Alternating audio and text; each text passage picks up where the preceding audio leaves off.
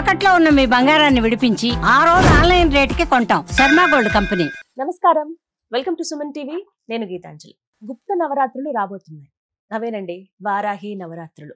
చాలా మంది గత సంవత్సరం నుంచి ఆచరిస్తున్న వాళ్ళు ఎప్పుడెప్పుడు నవరాత్రులు ప్రారంభం అవుతాయా, ఆ వారాహి మాతను ఎప్పుడు కొలుచుకుందామని ఎదురు చూస్తున్న వాళ్ళకి ఆ సమయం రానే వచ్చింది. అయితే ఈసారి ఎప్పటి నుంచి ఎప్పటి వరకు అంటే తారీఖుల్లో ముఖ్యంగా చూసుకుంటే నవరాత్రులు, అలాగే ఖచ్చితంగా పాటించవలసిన నియమాలు, చెయ్యవలసినవి, చెయ్యకూడని పనులు, అసలు ఆ వారాహి మాతని మనం ఏమని వేడుకోవాలి, దేని గురించి అమ్మకు ఈ దీక్షగా తీసుకోవాలి, మొత్తం ఈ 9 రోజుల పాటు చేయవలసిన పనులేంటి, ఇవన్నీ కూడా తెలుసుకుందాం. వివరించేందుకు ప్రస్తుతం మనతో పాటు ఉన్నారు ప్రముఖ జ్యోతిషులు బ్రహ్మశ్రీ నందిభట్ల శ్రీహరి శర్మ గురువు గారు. వారితో మాట్లాడదాం. గురుగారు నమస్కారం అండి. వాగర్థావివ సంపృక్తౌ వాగర్థ ప్రతిపత్తయే జగతః పితరౌ వందే పార్వతీ పరమేశ్వరౌ. ఆదిత్యాయ చ సోమాయ మంగళాయ బుధాయ చ గురుశుక్ర శనిభ్యశ్చ రాహవే కేతవే నమః. శృంగేరి జగద్గురు పీఠాధిపతులకి, కంచి పీఠాధిపతులకి నమస్కారములు తెలియజేసుకుంటూ కార్యక్రమాన్ని ప్రారంభిద్దాం. గురుగారు ఆషాఢ మాసం వచ్చేసింది. ఆషాఢ మాసము చూస్తుండగానే సంవత్సరం గడిచిపోయింది. గడిచిపోయింది. మనం కూడా గత సంవత్సరం ఈ అమ్మవారి వారాహి గురించి చాలా విశేషంగా 9 రోజులు 9 రకాలైనటువంటి వర్ణనలు, నైవేద్యాలు, విధానం అంతా కూడా మనం తెలియజేసుకున్నాం. చాలా చక్కగా ఆచరించారు కూడా ఎంతో మంది. ముఖ్యంగా మనం ఆ రోజున ఎంతో విషయ సేకరణ చేసి అమ్మవారికి వెయ్యాల్సినటువంటి ధూపం గురించి కూడా మనం తెలియజేసాం. ఆ వస్తువులు ఏ వస్తువులు కలపాలని అదన్నీ వేసుకున్నారు. నిజం. అవన్నీ కూడా ఈసారి వృద్ధం. అయితే ముందుగా అందరికి కొన్ని సందేహాలు ఉంటాయి గురుగారు, ఎప్పటి నుంచి ఎప్పటి వరకు రోజులు ఒకటి, దాంతో పాటుగా ఏమేమి సిద్ధపరచుకోవాలి, ఎలా ఏమిటి, ఎవరెవరు చేయాలి, అసలు ఎలా పూజించాలి, ఇలా చాలా సందేహాలు ఉన్నాయి. ముందుగా ఒక్కొక్క ప్రశ్న మీ ముందు ఉంచుతాను. నవరాత్రులు, ఈ గుప్త నవరాత్రులు ఎప్పటి నుంచి ఎప్పటి వరకు అండి? మనకు ఈ జూన్ 26వ తారీఖు నుంచి ప్రారంభమై జూలై 4వ తారీఖుతో సమాప్తం అవుతుంది వారాహి నవరాత్రులు. అయితే నవరాత్రులు మనకు మొత్తము సంవత్సరానికి 4 నవరాత్రులు వస్తాయి. ఒకటి ప్రత్యక్ష నవరాత్రులు, 2 గుప్త నవరాత్రులు. ప్రత్యక్ష నవరాత్రులు అంటే ఆశ్వీజ మాసంలో, చైత్ర మాసంలో వచ్చే నవరాత్రులు. గుప్త నవరాత్రులు అన్నప్పుడు ఆషాఢ మాసంలో, మాఘ మాసంలో వచ్చే నవరాత్రులు. ఈ ప్రత్యక్ష నవరాత్రులు 2 కూడాను లలిత అమ్మవారికి ప్రకటితమైనటువంటివి. గుప్తమైనటువంటి మాత్రం లలిత అమ్మవారికి దుష్ట సంహారంలో సహాయం అందించినటువంటి వారాహి, రాజేశ్వరి అమ్మవార్లకు సంబంధించిన నవరాత్రులు. మొత్తం చూసుకుంటే 3 దేవతలకు సంబంధించిన నవరాత్రులుగా చెప్పవచ్చు. ఇప్పుడైతే జూలై 4 వరకు అండి. జూలై 4 వరకు, 26 నుంచి జూలై 4 వరకు. విశేషం ఏంటో చెప్పమంటారా?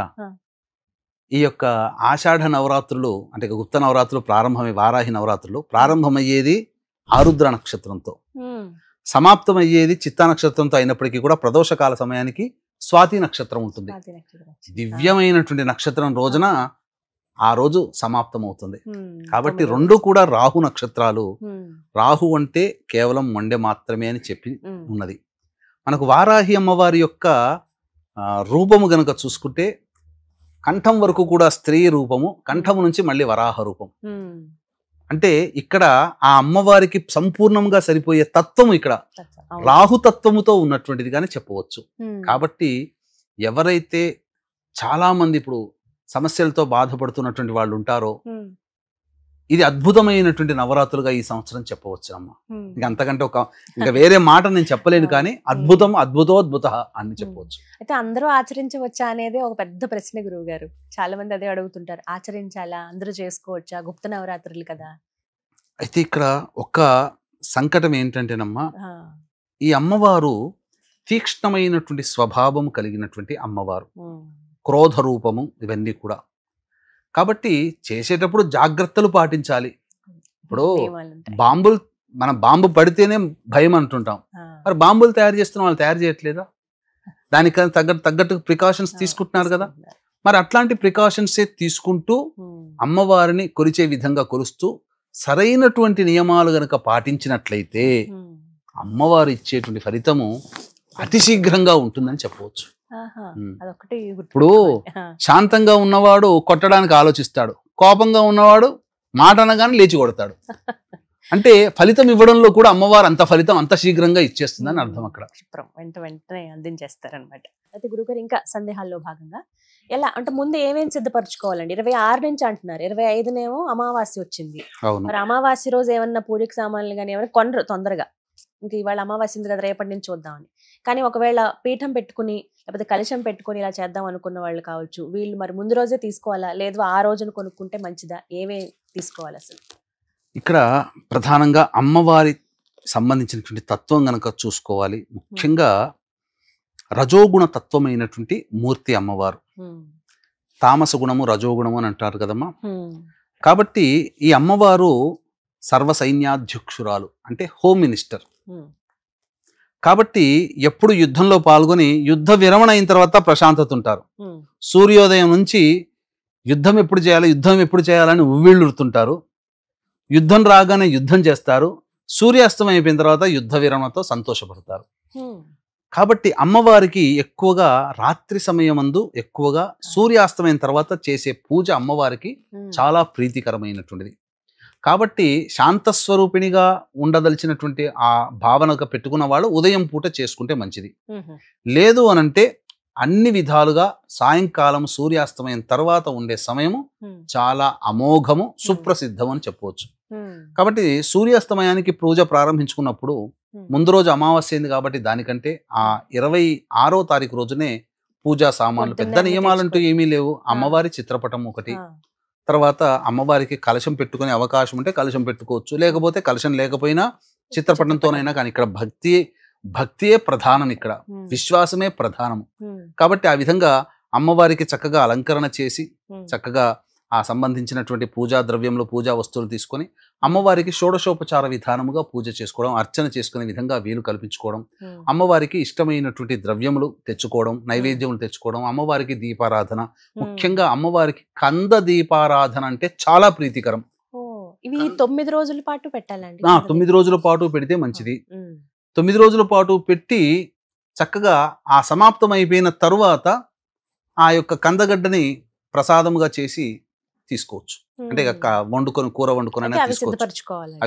ముఖ్యంగా ఉండాల్సినవి వస్తువులు పూజా సామాగ్రి అని అంటే, పూజా సామాగ్రి మామూలుగా పూజా సామాన్ల విషయంగానే ముఖ్యంగా ధూపం అమ్మ. ఇక్కడ అమ్మవారికి ధూపం, సకలమైనటువంటి ధూపములు ఉంటాయి. అంటే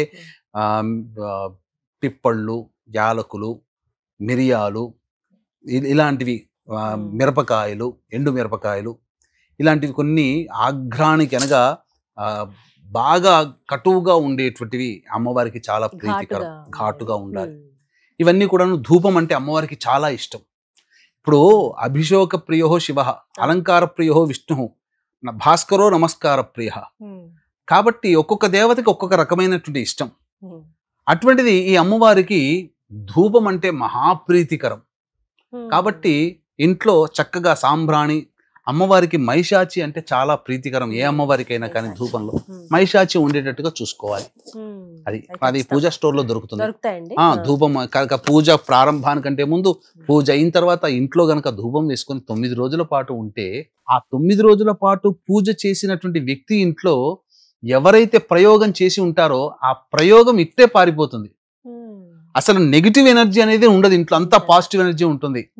హిస్టీరియా అంటే మానసికమైనటువంటి బాధతో అనుభవించే వాళ్ళకి ఆ మానసికమైనటువంటి ఇబ్బందులు తొలగిపోతాయి. గొప్పగా వ్యాపారం చేసుకునే వాళ్ళు, పిల్లలు బాగా చదువుకునే వాళ్ళు, గొప్పగా ఇంట్లో కొత్త ఇల్లు కట్టుకున్నటువంటి వాళ్ళు ఇటువంటి అమ్మవారి ఆరాధన చేసుకుంటే వాళ్ళ మీద పడే నరదృష్టి అంతా పోతుందమ్మా. ముఖ్యంగా ఈ అమ్మవారిని ఎవరు ఆరాధించాలి అని అంటే, అమ్మవారి యొక్క చేతిలో నాగలి మరియు రోకలి ఉంటుంది. అంటే ఏంటి? సస్యదేవత అని అర్థం. అంటే హిరణ్యాక్షుడు భూమిని తీసుకుపోయి సముద్ర గర్భంలో పెడితే వరాహ రూపాన్ని అవతరించినటువంటి మహావిష్ణువు మళ్ళీ హిరణ్యాక్షుని సంహరించి భూమి ఉద్ధరించిన వాడయ్యాడు. ఆ రూపాన్ని చూసి ఆశ్చర్యపడినటువంటి అమ్మవారు ఆ రూపానికి తోడుగా వరాహ రూపాన్ని అవతరించింది. అదే వారాహి అమ్మవారు. అంటే ఇక్కడ చెప్పాల్సినటువంటిది వారాహి అమ్మవారు అంటే ఎవరు? సాక్షాత్తు లక్ష్మీదేవియే, లక్ష్మీ అమ్మవారు. కాబట్టి ఆ అమ్మవారిని ఆరాధన చేయడం వల్ల ధనము బాగా సంప్రాప్తం అవుతుంది. అలాగే సస్యదేవత రోకలి మరియు నాగలి కదా, భూమి దున్నడం, ఆ దున్నడం ద్వారా పంట వేసిన ద్వారా వచ్చినటువంటి పంటని దంచి అది ఆహారంగా స్వీకరించడం, వీటన్నిటి ఈ మార్పు భూమి దున్నే దగ్గర నుంచి ఆహారం ధాన్యంగా మారే వరకు ఈ అమ్మవారు రక్షిస్తుంది. అందుకనే ఒక చేతిలో నాగలి దున్నడానికి సూచన, ఒక చేతిలో రోకలి దంచడానికి సూచన. అంటే దంచితే వచ్చేది బియ్యమేగా, పదార్థమే కదా, కందులైనా పప్పులైనా నవధాన్యాలైనా. అంటే ఆఖరి రూపం, అంటే ఈ సృష్టికి మూలము అమ్మ అని చెప్పడానికి సంకేతం అది. అంటే బీజములు వచ్చినవి సృష్టే కదమ్మా, ఫలం అంటారు కదా, ఆ ధాన్య ఫలం అన్నమాట. దీని అర్థం ఏంటంటే అమ్మవారు పుష్టిని కలిగిస్తుంది, అంటే మనల్ని కంటికి రెప్పలా కాపాడుతుంది అని అర్థం. ముఖ్యంగా రైతులు ఈ అమ్మవారిని గనక ఆరాధన చేసుకుంటే ప్రతిరోజు, ఇప్పుడు ఎందుకంటే వర్షాలు పడేటువంటి సమయం దున్నుతుంటారు కదా, పోయేటప్పుడు ఆ యొక్క అమ్మవారి, వారాహి అమ్మవారికి ఒకసారి నమస్కారం చేసుకొని, ఆ నాగలికి నమస్కారం చేసుకొని దున్నితే ఆ దున్నినటువంటి కారణం చేత అది సస్యశ్యామలం అవుతుంది. ఆ దున్నేటప్పుడు ప్రతిరోజు కూడా ఎప్పుడు వీలు పడితే అప్పుడు దున్నేలో వారాహి దేవి అయి నమః, వారాహి అయి నమః చాలు అనుకుంటూ ఉండి దున్నారనుకోండి, మామూలుగా పండేటువంటి పంట కంటే రెట్టింపు పంట ఆ భూమి రైతు తీసుకుంటాడు, పొందుతాడు. అందులో సందేహం లేదు. శత్రుంజయము, అమ్మవారింటి సర్వసైన్యాధ్యక్షురాలు, శత్రువుల మీద విజయాన్ని మధుకైటబులు శుంభులు సంహరించినటువంటి దాంట్లో ప్రధాన భూమిక పోషించినటువంటి అమ్మవారు కాబట్టి ఈ యొక్క అమ్మవారిని ఆరాధన చేయడంలో శత్రుంజయత్వం కలుగుతుంది. శత్రు అంటే ఇక్కడ మనిషిని అనుకోకూడదు, తప్పు. ఎందుకంటే సాటి మనిషిని ఎప్పుడూ మనం శత్రువుగా భావించకూడదు. మనము చేసేటువంటి ప్రతి ప్రయత్నంలో ఆటంకములు అనేటువంటి కలుగుతుంటుంటాయి కదా, ఆ ఆటంకాలని మాత్రమే మనం శత్రువులుగా భావించాలి. ఇప్పుడు కోర్టు సంబంధమైనటువంటి ఆస్తి వివాదాలకు సంబంధించిన విషయాల్లో కోర్టు గడపలెక్కుతుంటారు, సివిల్ కేసులు, క్రిమినల్ కేసులు. ధర్మబద్ధమైనటువంటి వ్యక్తులు కూడా బాధలు పడుతూ ఆ కోర్టుల చుట్టూ తిరిగేటువంటి వ్యక్తులకి న్యాయం జరగాలనుకున్నప్పుడు సందర్భంలో, ప్రస్తుత కాలంలో అధర్మమే రాజ్యమేలుతున్న సందర్భంలో న్యాయం ఉన్నవాళ్ళు న్యాయబద్ధంగా ఆ కేసుల నుంచి బయటపడాలన్నా, ఆ కేసుల్లో విజయం పొందాలన్నా ఈ వారాహి నవరాత్రులను గనక ఆరాధన చేసినట్లయితే తప్పకుండా వాళ్ళకి న్యాయం సంభవిస్తుంది. ఎందుకంటే అమ్మవారు ధర్మ పక్షాన ఉంటుంది. అమ్మవారు రాక్షసుల తరపున పోరాటం చేయలే, అమ్మవారి తరపున పోరాటం చేసింది. అమ్మవారు అంటే ధర్మము, న్యాయము. కాబట్టి ధర్మము, న్యాయము నిజంగా ఉంటే వాళ్ళని రక్షిస్తుంది అమ్మవారు అని చెప్పవచ్చు. ఇలాంటి వారు అమ్మవారిని ఆరాధన ఖచ్చితంగానమ్మా. గురుగారు, గత సంవత్సరం నుంచి బాగా విపరీతంగా అందరికీ తెలిసింది అమ్మవారి గురించి, ఆరాధనలు చేశారు, దీక్షలు తీసుకున్నారు, ఇంట్లో చక్కగా ఫోటో తీసుకొచ్చి పెట్టుకుంటున్నారు, ప్రతినిత్యం పూజ చేసుకుంటున్నారు. అయితే చాలా మందికి ఏంటంటే ఈ సంవత్సరం నుంచి నూతనంగా మేము కూడా ప్రారంభించుకుందాం అనుకుంటున్నామండి, 9 రోజులు దీక్ష తీసుకుందాం అనుకుంటున్నాం, ఇంట్లో అమ్మవారి ఫోటో పెట్టి పూజ చేసుకుందాం అనుకుంటున్న వాళ్ళకి ఈసారి ఏమైనా అడ్డు ఉందా? ఎందుకంటే మూఢం ఉందని అంటున్నారు కాబట్టి ప్రారంభించవచ్చా ఈ సంవత్సరం? కొత్తగా నోము నోచుకోవాలి, కొత్తగా వ్రతాన్ని ఆరంభించుకోవాలనుకునే వాళ్ళకి మాత్రం మూఢమి పనికిరాదు. ఇది సుస్పష్టము. అంతకుముందు ఆచరించిన వాళ్ళు ఈ వ్రతాన్ని ఆచరించవచ్చు, తప్పులేదు. ఈ యొక్క నెలలో మూఢమున్నా గతంలో ఆచరించారు కాబట్టి కంటిన్యూ చేసుకోవచ్చు. కొత్తగా చేయాలనుకున్న వాళ్ళకి మాత్రం ఈ మూఢమి ఉంది కాబట్టి పనికిరాదు. సరే, ఇప్పుడైతే అలా వద్దన్నారు కదా గురుగారు, మరి ఇంకా వేరే ఏమైనా వెసులుబాటు ఉందా వారికి? అమ్మవారి ఆరాధనలో వ్రతంలాగా చేసుకోరు కానీ ఇంకా ఏదైనా వ్రతం అన్నప్పుడమ్మా, ఇప్పుడు వాళ్ళకి మనస్సులో ఆ కోరిక అంటే ఇంట్లో నేను కూర్చొని చేసుకోలేకపోయాననేటువంటి యొక్క బాధే తప్ప మిగతావన్నీ చేయవచ్చు. ఎటువంటివి చేయవచ్చు? దగ్గరలో వారాహి దేవాలయం ఉంటే ఆ వారాహి దేవాలయానికి ప్రతిరోజు వెళ్ళడం, అర్చనాది కార్యక్రమాలు జరిపించుకోవడం, అమ్మవారికి హారతులు ఇవన్నీ చూడడం, అభిషేకాలు చూడడం, సంకల్పం చెప్పించుకోవడం, అది చేయవచ్చు. లేదు, ఈ యొక్క వ్రతాన్ని ఆచరించి నియమనిష్టలతో ఉన్నటువంటి వాళ్ళకి మీ వంతు సహాయంగా వాళ్ళకి ఏదైనా పూజా వస్తువులు మీ వంతు సహాయ సహకారాలు అందించడం. లేదు, ప్రతిరోజు త్రికాలములో ఉదయము, మధ్యాహ్నము, సాయంకాలం, లేదు 2 కాలాలే, ఉదయం లేదా సాయంకాలం నిత్యము వారాహి పంజర స్తోత్రము, వారాహి కవచం రోజుకి 8 సార్లు పఠించండి. పొద్దున 8, సాయంత్రం 8, ఇవన్నీ పఠించండి. లేదు, దీనికి ఎక్కడ వారాహి హోమం జరిగితే అక్కడ మీ గోత్రనామాలతో చేయించుకోండి. దీనికి అందుకనే ఇటువంటి వాళ్ళకి, కొత్తగా పట్టుకోవాలనుకునేటువంటి వాళ్ళకి అవకాశం లేదు. ఆల్రెడీ చేస్తున్నటువంటి వాళ్ళు కూడా ఇంట్లో చేసుకుంటుంటారు. అటువంటి వాళ్ళకి ఏంటంటే ఈ యొక్క దశమి రోజున శుక్రవారం రాత్రి, నవమి ఉన్నప్పుడే శుక్రవారం రాత్రే స్వాతి నక్షత్రం ఉన్న సందర్భంలో ఈ యొక్క వారాహి హోమం అనేటువంటిది చేయించడం జరుగుతుందమ్మా. మన పీఠం ఆధ్వర్యంలో చక్కగా జరుగుతుంది. వారాహి హోమము, ధూమవతి హోమము, మరియు ఈ సంబంధించినటువంటి రాజశ్యామల హోమము, బగళాముఖి హోమము, ఇవన్నీ కూడా సశాస్త్రీయంగా జరుగుతాయి. అవకాశం ఉన్న వాళ్ళు కార్యక్రమ తదనంతరం కాంటాక్ట్ చేసి పూర్తి వివరాలు తెలుసుకొని మీ గోత్రనామాదులు నమోదు చేసుకోవచ్చు. చక్కగా శక్తిపాతము చేయబడినటువంటి కరుంగలి మాలని ఇవ్వడం జరుగుతుందమ్మా. అలాగే కేవలం మహిళలు మాత్రమే చేయాలనే కూడా కొన్ని నియమాలు చూస్తున్నారండి. నిజంగా అలా ఉంటుందా వారాహి అమ్మ? అటువంటిది ఏమీ లేదమ్మా. ఎందుకనంటే వారాహి అమ్మవారు సర్వవ్యాపకమైనటువంటి శక్తి కలిగినటువంటి అమ్మవారు. పెద్దలు ఎవరైనా ఇప్పుడు సమస్త లోకాలని కాపాడగలిగేటువంటి వాడు, పాలించేవాడు పరమేశ్వరుడైతే ఆ పరమేశ్వరుడికి సంబంధించినటువంటి కాశీ నగరాన్ని రక్షించేది ఈ అమ్మవారు. కాబట్టి ఈ అమ్మవారు సకల లోక నాయకురాలుగా చెప్పవచ్చు. పురుష స్త్రీ భేదము లేకుండా ఎవరైనా కానీ దీన్ని ఆచరించవచ్చు, తప్పేమీ లేదమ్మా. వితంతువులు చేసుకోవచ్చు, ఎవరైనా చేసుకోవచ్చు అమ్మా. ఎందుకంటే శక్తి చక్కగా నిరభ్యంతరంగా చేసుకోవచ్చు, తప్పేమీ లేదమ్మా. గురుగారు, చాలా మంది ఏంటంటే చక్కగా నవరాత్రులు దీక్ష తీసుకుంటారు, ప్రారంభిస్తారు. అయితే ఎప్పుడు ఏం జరుగుతుందో ఎలాంటి పరిస్థితుల్లో మనకు తెలియదు కాబట్టి ప్రారంభించిన ఒకటో రోజు రెండో రోజు సూతకం అని వస్తే గనక అప్పుడు పరిస్థితి ఏంటండి? ఏం చేయమంటారు? సూతకం అనేటువంటిది వచ్చినప్పుడు దానికి అనేక రకాలుగా ఉంటుందమ్మా. దగ్గర రక్త సంబంధికులు అయితే 11 రోజులు మైల పట్టాలి. కొంతమంది పోతే 3 రోజులు మైల పట్టాలి, రక్త సంబంధం ఉన్నంత. కొంతమంది పోయినప్పుడు ఏంటంటే బంధుత్వాన్ని బట్టి 1.5 రోజు 1 రోజు అని ఉంటుంది. అప్పుడు ప్రారంభించిన 2-3 రోజుల్లో ఇలా మైల వచ్చినప్పుడు వాళ్ళకి సంబంధించినటువంటిది 11 రోజులు అయితే 11 రోజులు ఆగాలి. పౌర్ణమి రోజున చేసుకోవాలి. లేదు 1-2 రోజున అయిపోయింది, మళ్ళీ మొదలు పెట్టి మళ్ళీ పౌర్ణమి వరకు చేసుకోవాలి. ఆ మైల తీరిన తర్వాతనే మొదలు పెట్టాలి తప్ప మైల ఉంది అనేది మాత్రం చేయకూడదండి. అలాగే ఇప్పుడు మహిళల విషయానికి వస్తానండి, అడ్డంకులు వస్తూ ఉంటాయి అనుకోని మనందరూ తెలిసిందే కదా, వారికి ఎలా మరి?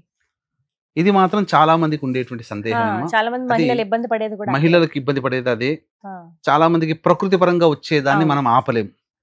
ఇప్పుడు 26వ తారీఖు రోజున ప్రారంభమవుతుంది కాబట్టి అయ్యో మనకి ఇబ్బంది అయిపోయింది, మనం మొదలుపెట్టే రోజు పాడ్యమి రోజున మనకి ఇబ్బంది ఉంది, ఎలా మనం చేసుకోలేకపోయామే అని అంటారు. అటువంటిప్పుడు ఏంటంటే 3వ రోజు నుంచి మొదలు పెట్టవచ్చు, లేదా 5వ రోజు నుంచి మొదలు పెట్టవచ్చు, 7వ రోజు నుంచి మొదలు పెట్టవచ్చు. 7, 8, 9 3 రోజులు చేసుకుంటే లేదు, 5, 6, 7, 8, 9 5 రోజులు చేయొచ్చు, లేదా 3, 4, 5, 6, 7, 8, 9 7 రోజులు చేయొచ్చు. ఇలా లేదా కొంతమందికి మొదలు పెట్టిన తర్వాత ఎప్పుడో వస్తుంది అనుకుంటే మధ్యలోనే వచ్చేసేస్తుంటది. అన్నప్పుడు 3 రోజులు అసలు పనికిరాదు. 4వ రోజు మాత్రం ఇంటిని శుభ్రపరచుకోవడానికి మాత్రమే పనికొస్తుంది తప్ప దేవతా పూజలు దేవాలయాలకి మాత్రం ప్రవేశము కాదు. కాబట్టి 4వ రోజు తల స్నానము చేయవలసిందే. 5వ రోజు కూడా మళ్ళీ శిరస్నానము చేసి అప్పుడు దేవతా పూజలు. ఆ కోల్పోయిన రోజులన్నీ కూడాను అమ్మవారిని 4 కాలాలలో అర్చించండి. అర్థమైందమ్మా? ఇక్కడ 2 రోజులు పాటిస్తారు. 2వ రోజుకి ప్రదోషకాల సమయానికి ఇబ్బంది వస్తుంది ఆడవాళ్ళకి. అప్పుడు ఏమవుతుంది? 3, 4, 5, 6 రోజులు పోతుంది. 7వ రోజు మొదలు పెట్టాలి. కాబట్టి ఏం చెయ్యాలి? అప్పుడు 7వ రోజు మొదలు పెట్టేటప్పుడు 7వ రోజు పొద్దున్నే బ్రహ్మ ముహూర్తాల్లోనే కాలకృత్యాలన్నీ తీర్చి స్నానం ఆచరించి సూర్యోదయం అయిన తర్వాత, సూర్యోదయం కంటే ముందే 3వ రోజుది చేసుకోవాలి. తర్వాత మళ్ళీ పొద్దున అయిపోయిన తర్వాత మళ్ళీ 10-11ంటికి మళ్ళీ 4వ రోజుకు సంబంధించిన చేసుకోవాలి. అంటే మొదటి 2 రోజులు అయిపోయింది, 3, 4 అయిపోయింది. మళ్ళీ సాయంత్రం 3 గంటలకి 5వ రోజు, మళ్ళీ సాయంకాలం 7 గంటలకి, అలా రాత్రి 7వ తారీఖు రోజున రాత్రి అప్పుడు చేసుకోవాలి. అంటే ఒకే రోజు కోల్పోయిన 4 రోజులది ఒకే రోజు 4 ప్లస్ ఆ రోజు చేయాల్సింది 5 కాలాల్లో గనక చేసుకుంటే అన్ని రోజులు చేసిన ఫలితం. ఇంకొంతమంది ఏంటంటే గురుగారు, మేము ఇంత సమయం మేము వెచ్చించలేకపోతున్నాం, ఒక 3 రోజులు లేకపోతే 5 రోజుల దీక్ష అనేది తీసుకోవచ్చా? 9 రోజులు మాకు వీలు పడదండి, అది వృత్తిరీత్యానే కావచ్చు, ఏదైనా వాళ్ళ ఇంటి దగ్గర పరిస్థితులు బట్టి కావచ్చు, అలా కుదురుతుందా గురుగారు? నేను ఇంతకు ముందే చెప్పానమ్మా, కొత్తగా మొదలు పెట్టుకోవాలనుకునే వాళ్ళకి మాత్రం పనికి రాదు. ఆల్రెడీ మొదలు పెట్టుంటారు, ఎక్కడో 2-3 సంవత్సరాల నుంచి చేస్తూ ఉన్నారు. కొన్ని కారణాల వల్ల ఈ సంవత్సరం 9 రోజులు చెయ్యలేని, కొన్ని కారణాల వల్ల చేయలేని వాళ్ళ కోసము అంతకుముందు మొదలు పెట్టి ఎప్పుడో 2024లో 2023లో 2020లో మొదలుపెట్టి కంటిన్యూస్ గా చేస్తూ ఈ యొక్క సంవత్సరం అన్ని రోజులు చేసే అవకాశం లేదనుకున్న వాళ్ళు 7 రోజులు, 5 రోజులు, 3 రోజులు, లేదా ఆఖరికి నవమి రోజునైనా కానీ చేసుకోవచ్చు. అంతే తప్ప కొత్తగా మొదలు పెట్టుకునేటువంటి వాళ్ళకి మాత్రం ఇది పనికి రాదు. మీరు ఇందాక ఫోటో కూడా పెట్టుకోవచ్చు అన్నారు కదా గురుగారు, ఎలాంటి ఫోటో? ప్రత్యేకంగా ఇలాంటిదే తెచ్చుకుని పెట్టుకోండి అని అంటే అమ్మవారికి సంబంధించినటువంటి విధానంలో ప్రధానంగా శ్వేత వస్త్రము, శ్వేత రంగులో ఉన్నటువంటి, తెలుపు రంగులో ఉన్నటువంటి వారాహి అమ్మవారు చాలా దేవతా స్వరూపముగా చెప్పవచ్చు. మిగతా వర్ణములు ఏంటంటే క్రోధ స్వరూపము, తామస స్వరూపముగా ఉంటుంది. కాబట్టి ఆ భావము ప్రకటితమవుతుంది. కాబట్టి ఎవరైనా కానీ ప్రేక్షకుల్లో ఈ యొక్క సంబంధించినటువంటి అమ్మవారి విగ్రహాన్ని కానీ ఫోటో కానీ పెట్టుకోవాలనుకున్నప్పుడు తెలుపు రంగులో ఉన్నటువంటిది, తెలుపు రంగు వస్త్రము ధరించినటువంటి అమ్మవారు ఉన్నదైతే కాంతివంతముగా ఉంటుంది. కొంత అమ్మవారు నీలి రంగులో ఉంటుంది కానీ కాంతివంతంగా ఉంటుంది. ఆ ఫోటో కూడా పెట్టుకోవచ్చు. అంటే ఒక కాంతి కనబడాలి. రాక్షసత్వం అంటే ఏంటి? చీకటి. దైవత్వం అంటే ఏంటి? వెలుగు. కాబట్టి కాంతివంతముగా ఉన్నటువంటి అమ్మవారి చిత్రపటం చాలా శ్రేయస్కరం. ఈ నలుపు రంగు లేదా గచ్చకాయ కలర్, యాష్ కలర్ ఉన్నటువంటివి, ఎరుపు రంగు, ఇవన్నీ కూడా క్రోధతత్వాన్ని సూచిస్తాయమ్మా. కాబట్టి శ్వేతవారాహి అమ్మవారి ఫోటో తెచ్చుకుని, శ్వేతవరాహి అమ్మవారు ముఖ్యంగా వస్త్రము కూడా ఆకుపచ్చ రంగు వస్త్రము శ్రేష్టకరం, విజయత్వాన్ని ఇస్తుందమ్మా. అదొకటి. ఇవన్నీ కూడా ముందే సిద్ధపరచుకుని తెచ్చుకుని పెట్టుకోవాలి. సమయం ఉంది కానీ చాలా మంది ఏంటంటే తొందరగా అన్ని సిద్ధపరచుకోవాలనే ఆలోచన, ముందుగానే చేసుకోవాలనే ఆలోచన. తర్వాత ఇప్పుడు చివరి రోజు 4వ తారీఖు శుక్రవారం వచ్చింది కదండి, మరి ఆ రోజు అక్కడితో ఉద్యాపన అంటే ముగించినట్టేనా? తర్వాత రోజుకి చూడాలంటారా దశమి? 9 రోజులు చేసుకుని, ఎందుకంటే చాలా మందికి ఈ సందేహం కూడా శుక్రవారం నాడు వచ్చింది. అమ్మవారిని కదపరు శుక్రవారం నాడు. కాబట్టి శనివారం నాడు మళ్ళీ ధూపదీప నైవేద్యాలు ఇచ్చి శనివారం నాడు ఉద్యాపన చేయవచ్చు. అసలు వాస్తవానికి చెప్పమంటారమ్మా, నవరాత్రులు అంటే 9 గని కాదు, అక్కడ పౌర్ణమి వరకు చేయాలి. పౌర్ణమి నాడు ఉద్యాపన చేయాలి అసలు. మనకి ఆషాఢ పౌర్ణమి వరకు అసలు పాటించాలి. కానీ ఏంటంటే 9 రోజులు చేసి ఉద్యాపన చేస్తారు. మనకు వచ్చి ఏంటంటే ఈ యొక్క 4వ తారీఖు రోజున శుక్రవారం అయింది కాబట్టి శుక్రవారం నాడు అమ్మవారిని కదపకూడదు. కాబట్టి పైగా లక్ష్మీ స్వరూపం వారాహి అమ్మవారు మళ్ళీ శుక్రవారం నాడు. కాబట్టి విశేషం అమ్మ, లక్ష్మీ స్వరూపమైనటువంటి వారాహి అమ్మవారికి ఆఖరి రోజు శుక్రవారం లక్ష్మీ సంబంధించిన వారం అవ్వడం చాలా విశేషం. స్వాతి నక్షత్రం అవ్వడం ఇంకా విశేషం. కాబట్టి తెల్లవారితే శనివారం రోజు స్వాతి నక్షత్రం ఉంటుంది, అప్పుడు ఉద్యాపన చేయవచ్చు. ఎంత విచిత్రం అంటే, ఎంత గొప్ప యోగం అంటే, మళ్ళీ చెప్తున్నానండి, ఆరుద్ర నక్షత్రంతో మొదలై స్వాతి నక్షత్రంతో మనం పూర్తి చేస్తున్నాం. చాలా విశేషాలు, చాలా విశేషం. గత సంవత్సరం లాగానే మీ నుంచి మేము కోరుకునేది ఏంటంటే, ఏ రోజు ఏ విధంగా అమ్మవారిని పూజించుకోవాలో తెలియచేయండి గురువుగారు. తప్పకుండా వీడియోస్, ఎందుకంటే సమయాభావం వల్ల ఇప్పటి వీడియో ఏమేమి సిద్ధపరచుకోవాలి, చేయవలసినవి చేయకూడని వీడియోలో మాట్లాడాము.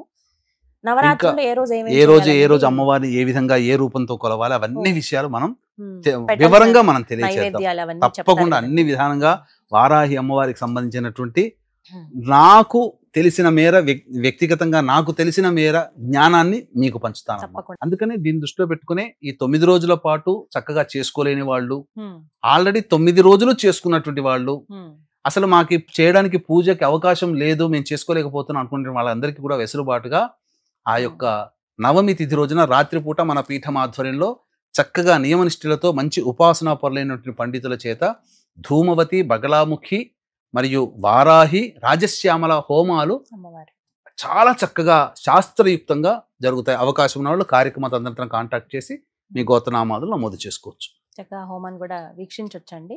చక్కగానమ్మా ఈ కార్యక్రమంలో పాల్గొన్న వాళ్ళకి శక్తిపాతం చేయబడినటువంటి శంకరంగలి మాలను కూడా అందివ్వడం జరుగుతుంది. అన్ని అదృష్టమే. ప్రత్యేకించి వారాహి ఎప్పుడెప్పటి నుంచి ఎదురు చూస్తూ ఉన్నారు. ఇవన్నీ దృష్టిలో పెట్టుకుని ముందుగా ఇవన్నీ సిద్ధపరచుకుంటే మంచిదంటారు. ధన్యవాదాలు గురువు గారు. సర్వం శ్రీ ఉమామహేశ్వర పరబ్రహ్మార్పణమస్తు.